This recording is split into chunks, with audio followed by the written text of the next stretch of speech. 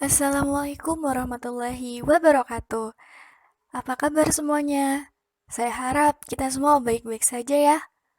Ya, walaupun mungkin bumi kita yang sedang tidak baik, sedang dilanda oleh pandemi COVID-19 saat ini.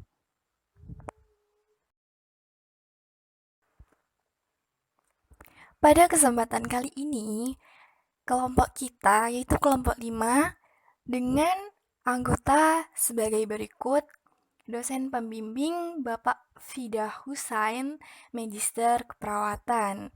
Kami dari Sarjana Keperawatan 2B Universitas Aisyah Surakarta akan mempresentasikan materi yaitu mengenai rektal.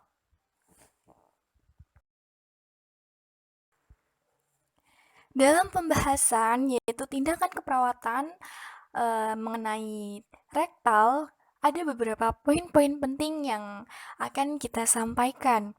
Yaitu yang pertama adalah pengertian dan kemudian yang kedua adalah tujuan. Sebelum kita melakukan prosedur, baiknya kita mengetahui apa sih pengertian dari rektal dan bagaimana tujuan dari rektal tersebut.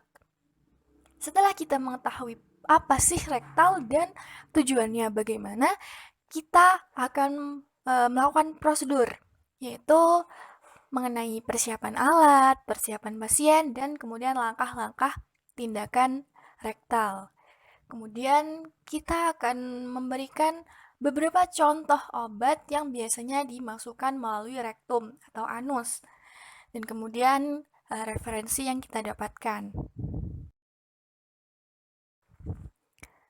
Baiklah teman-teman, kita sudah masuk di bagian materi, yaitu mengenai pengertian rektal. Jadi, rektal adalah suatu tindakan keperawatan, yaitu pemberian obat melalui rektum atau anus. Tindakan rektal ini bertujuan untuk memberikan efek lokal atau sistemik. Semisal nih, ada seorang pasien datang ke rumah sakit dengan keluhan tidak bisa defekasi feses atau buang air besar selama beberapa hari, dikarenakan pasien ini kurang mengkonsumsi makanan yang mengandung serat. Kemudian dilakukanlah tindakan yaitu rektal, dilakukan tindakan pemberian obat melalui anus untuk melancarkan defekasi. Kenapa sih ada pemberian obat yang dilakukan melalui anus? Kenapa tidak dimasukkan melalui oral saja atau mulut? Jawabannya adalah karena ada obat yang hanya memiliki efek lokal saja. Uh, Maksudnya hanya berefek pada satu titik yang diberikan obat. Seperti contohnya tadi adalah uh, hanya berefek pada rektal saja atau anus. Sebelum kita melakukan prosedur atau tindakan keperawatan, kita harus menyiapkan alat dan bahan terlebih dahulu. Yang pertama adalah obat sesuai yang diperlukan. Jadi teman-teman, nanti kita menyiapkan obat yang sesuai dengan keluhan pasien atau sesuai dengan resep dokter. Kemudian adalah aplikator, yang ketiga pelumas atau bisa juga gunakan jelly. Kemudian yang keempat sarung tangan atau handscoon. Yang kelima kain kasa. Yang keenam kertas tisu. Yang ketujuh bak instrumen. Kemudian yang ke-8 bengkok dan yang ke-9 pengalas. Setelah kita menyiapkan alat dan bahan, maka yang selanjutnya adalah persiapan pasien. Yang pertama adalah identifikasi pasien dengan tepat, yaitu mengenai obat, waktu, dosis, dan cara. Kemudian menjelaskan kepada pasien tujuan tindakan yang dilakukan. Yang ketiga, meminta klien untuk berkemih terlebih dahulu. Dan yang keempat sampai 5 itu adalah menjaga privasi klien ya, untuk menganjurkan orang yang tidak berkepentingan untuk keluar ruangan. Kemudian atur posisi klien berbaring atau biasa kita sebut dengan posisi SIM. Yang ketujuh, menutup dengan selimut mandi atau expose hanya pada area perineal saja. Kemudian adalah prosedur. Kita sudah sampai pada prosedur atau tindakan keperawatannya. Yang harus kita lakukan, satu, cuci tangan. Pastikan tangan kita benar-benar bersih sebelum menyentuh benda apapun, termasuk menyentuh pasien. Kemudian, yang kedua, jelaskan prosedur yang dilakukan. Ketiga, gunakan sarung tangan atau handscoon. Yang keempat, buka pembungkus obat dan pegang dengan kain kasa. Saat kita memegang obat, hindari untuk menyentuh obat tersebut dengan tangan yang telanjang. Maka kita gunakan dengan kain kasa. Kemudian, oleskan ujung pada aplikator menggunakan pelicin atau pelumas.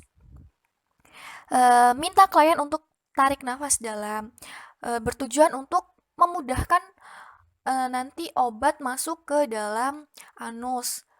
Karena posisi otot pada anus akan mengendur ketika pasien tarik nafas. Yang ketujuh, regangkan glutea dengan tangan kiri, kemudian masukkan aplikator dengan perlahan melalui anus, sfinkter anal interna dan mengenai dinding rektal. 8. Setelah selesai, tarik jari tangan dan bersihkan daerah sekitar anal dengan tisu. 9. Anjurkan pasien untuk tetap berbaring selama 5 menit. 10. Nah, jika obat yang kita gunakan mengandung laktosid atau pelunak feses, maka siapkan pispot untuk menampung feses pasien agar tidak berceceran kemana-mana. Yang 11, setelah selesai lepaskan sarung tangan dan kita cuci tangan dengan bersih. Kemudian kita harus mengkaji respon pasien apakah ingin buang air besar lagi atau masih ada sesuatu yang mengganjal pada area anus. Kemudian yang terakhir adalah mendokumentasikan tindakan keperawatan mengenai kapan kita melakukan tindakan, obat apa yang kita lakukan, dosis, dan lain-lain.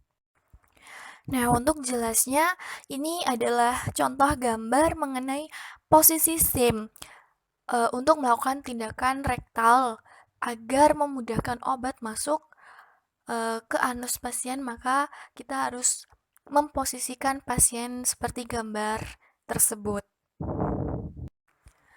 Kemudian, saya akan memberikan contoh fisiologi pemberian obat melalui rektum atau anus. Di sini terlihat bagian obat yang runcing. Obat bagian yang runcing ini kita masukkan terlebih dahulu menggunakan tangan kita. Dan tentunya kita menggunakan handscoon untuk melindungi diri kita. Ini adalah beberapa contoh obat yang biasanya digunakan pada tindakan rektal. Ada nama obat, indikasi, kontraindikasi, dosis, dan efek samping. Selanjutnya ada obat mikrolak dan proris. Kita mendapatkan sumber atau referensi dari web, salah satunya web tersebut. Baiklah teman-teman, sekian dan terima kasih. Semoga bermanfaat dan jangan lupa jaga kondisi kesehatan kita agar kita terhindar dari virus COVID-19 ini dengan rajin mencuci tangan dan makan makanan yang bergizi. Saya akhiri. Wassalamualaikum warahmatullahi wabarakatuh.